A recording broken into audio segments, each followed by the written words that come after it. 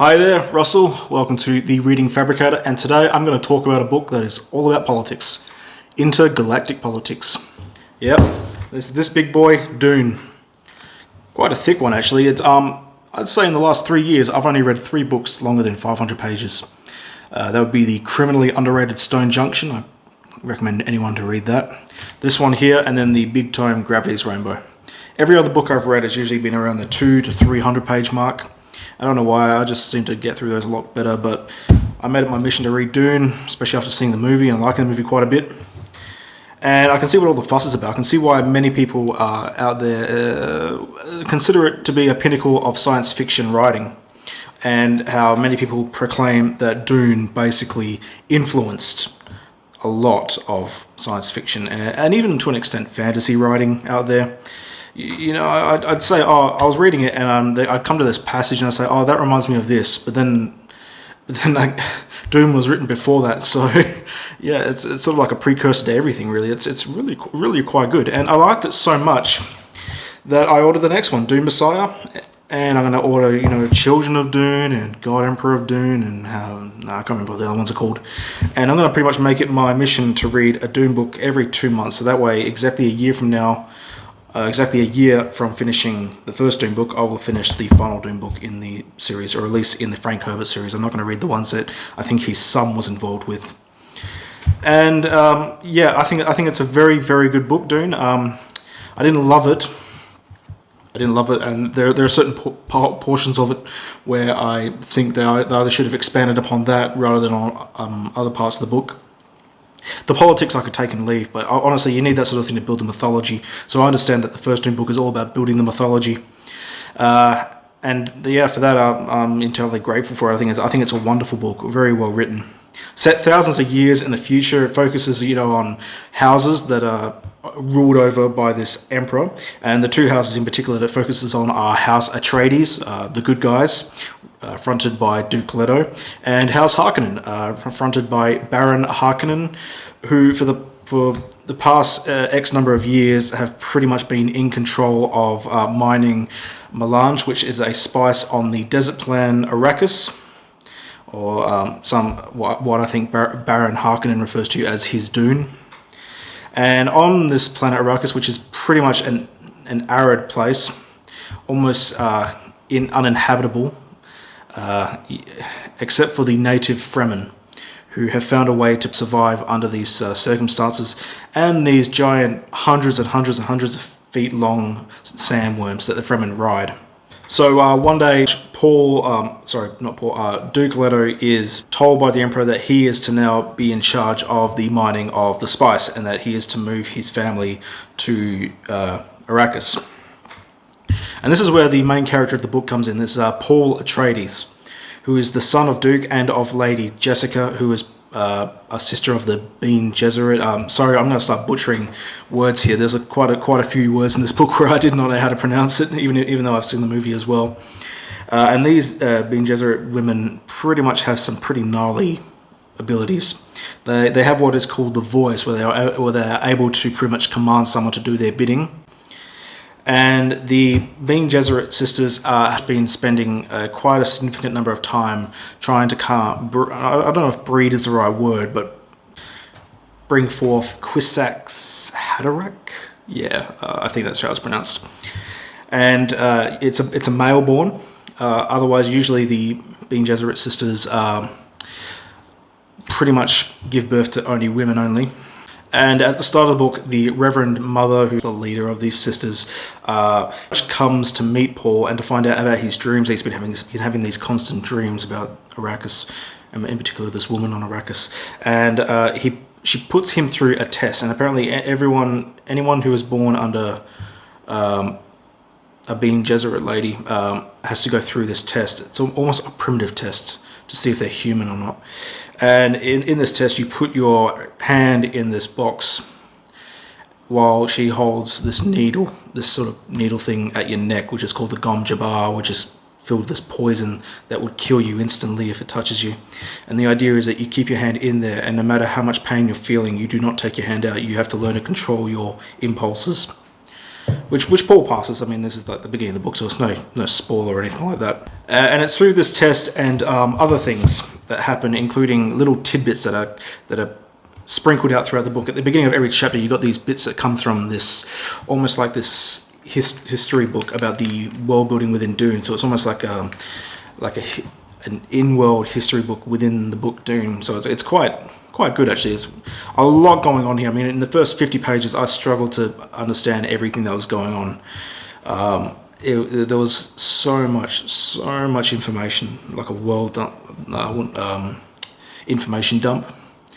And it took until about page 200 for me to actually start getting into a rhythm.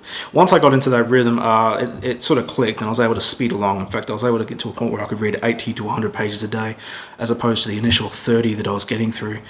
And it's through that I was able to connect with all these characters. And there's a lot of characters in this thing. As I said, there was Lady Jessica, Duke Leto, and then from the Harkonnen house, you got Baron Harkonnen, and then he's sort of like a master of assassins person. He's second in command type thing, Peter.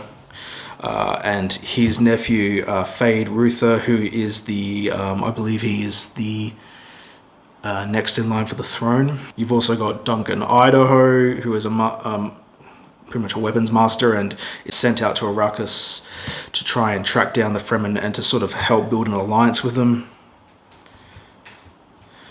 Then you've got House Atreides, Master of Assassins, who is Thufir Hawat. I really hope I'm pronouncing that one right. And all these character introductions and world building lead to them finally arriving on Arrakis and you sort of find out more about the whole mining of the spice, how the spice comes to be, what it's used for. You get the impression early on that the spice is the most valuable thing in the universe, which to almost everyone else it is. It's used for intergalactic travel and that sort of thing, except for the Fremen. The most valuable thing to Fremen is water, of which the bodies are made of it. And when a Fremen person dies, harvest the water from them. So I found the whole sections with the Fremen to be far more interesting than all the politics that was happening with the two houses and how they're feuding. Pretty much, it's all about feud. This book, and everyone's interrogating one another. There's this wonderful section actually in the first couple of hundred pages. It's a dinner sequence, and it's all these characters from different, I wouldn't say organizations, but from different sections, and they all come together. And this is also where you meet Stilgar as well, who is the leader of a certain section of the Fremen. This is where Duncan Idaho also makes his appearance as well. And you've got certain other people that show up, and it's all about characters just thinking and trying to understand the other characters across there in an almost interrogative way without actually interrogating them. And I found that to be quite good. There's also a great section where on the night of the betrayal, basically the Emperor instructs House Harkonnen to pretty much just wipe out the Atreides forever, just destroy their line.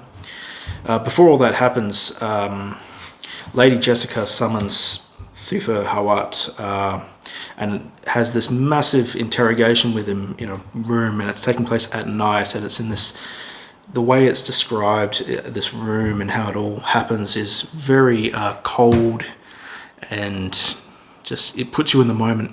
And it's a wonderful bit of dialogue. I think the dialogue between those two characters in that moment is the best in the book. Very, very well written. So even though I've been talking about all these many characters that have been going on, Paul Atreides is the main character of this book. And he's around 16 years old, 15, 16, and he's been training his whole life up to this point, in knife fights. And one thing I have noticed is that there seems to be quite an emphasis on knife fights in this book. You have Paul Atreides has a training knife fight where he's pretty much learning to use the shield. There's a gladiatorial knife fight that happens when you follow the plot line of House Harkonnen. At least that's how I interpreted it. It's almost like a gladiatorial stadium, and there's a knife fight happens there. There's a knife fight that happens between Paul Atreides and the Fremen, and then there's one that happens in the final pages of the book, which I won't give away. But it seems to have more of an emphasis on that than it does on actual battles, because you don't really see the battle that takes place when House Harkonnen comes to Arrakis to decimate House Atreides, and even in the final battle you don't really get much there as well. So, but I didn't mind that. I didn't mind them. The knife fights were pretty good, pretty well written actually, quite tense.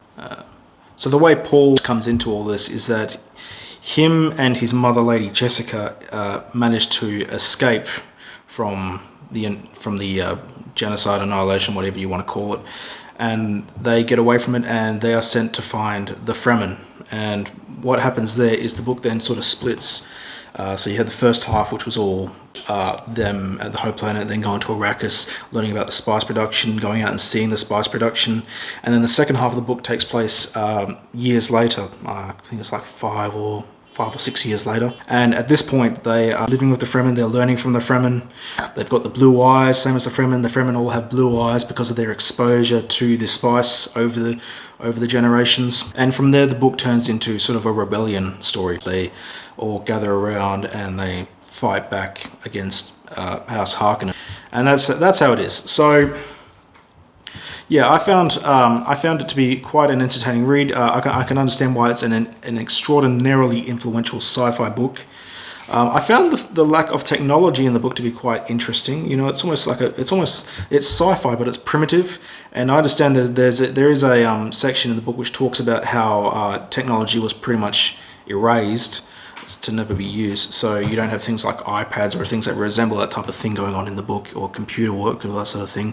It's all very, as I said before, primitive. And there's lots of talk about prophets as well, someone who's rising up to be a leader. In fact, the Fremen pretty much are just sitting around waiting for this prophet, this savior called the Lisan al-Gaib, which basically means the voice from the outer world, loosely translated as a giver of water.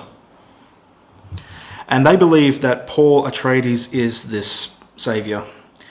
And that's pretty much the through line of this whole book, is them pretty much looking up to him as the hero, and how he goes from being this kid to being a leader, being a warrior. There's also great parts which detail the sandworm, including when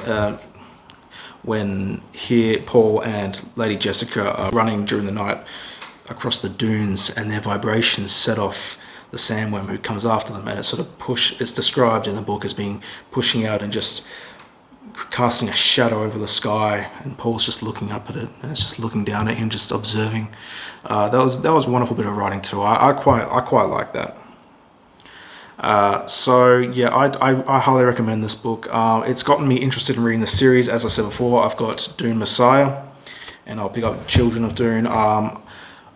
I don't know, I have not read anything about whether or not the subsequent books are as good, if not better, than Dune, but I'll give them a read. It's got me interested, at least to say that, and I've heard that the books span thousands of years, so yeah, I'm expecting an info dump after info dump on this sort of thing as well.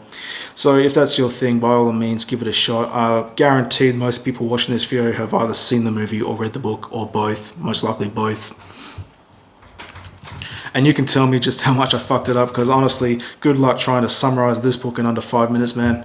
So I did my damn best, but you get an idea of what it's about pretty much from what I've said. So yeah, just basically intergalactic politics. If I could describe this book, it'd be intergalactic politics. Which sounds cool. You know, everything involves politics nowadays, so yeah, that's interesting. That's it pretty much. Yeah, have a good one. See ya.